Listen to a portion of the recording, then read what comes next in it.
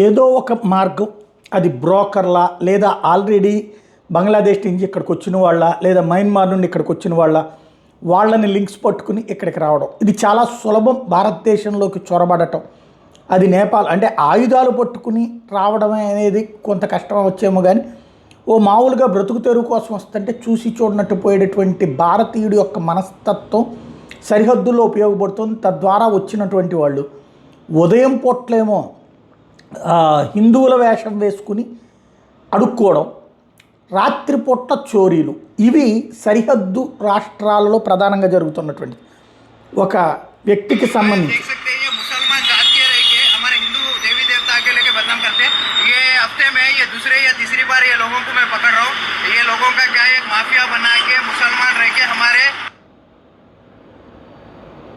ఇది ఒక వీడియో, ఇది పట్టుకుని ఇట్లాంటి వాళ్ళని చూపించినటువంటి ఒక వీడియో అన్నమాట. ఇది అదేంటో ఒక్కసారి వింటే అర్థమవుతుంది ఏం జరిగింది అన్నది.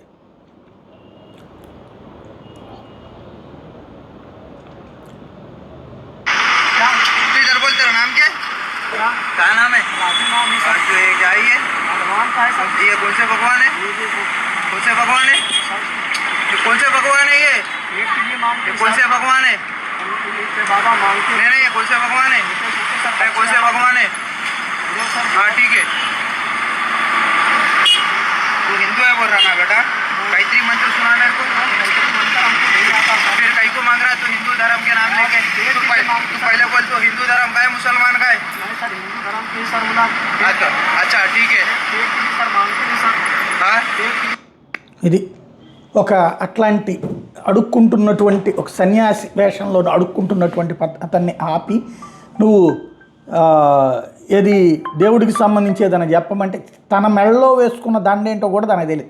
వస్తగా ఈ వీడియో చూపించవచ్చు, కానీ ఈ కాపీ రైట్స్ వస్తాయి కాబట్టి చూపించట్లేదు. ఇక్కడ పాయింట్ అలా ఏంటంటే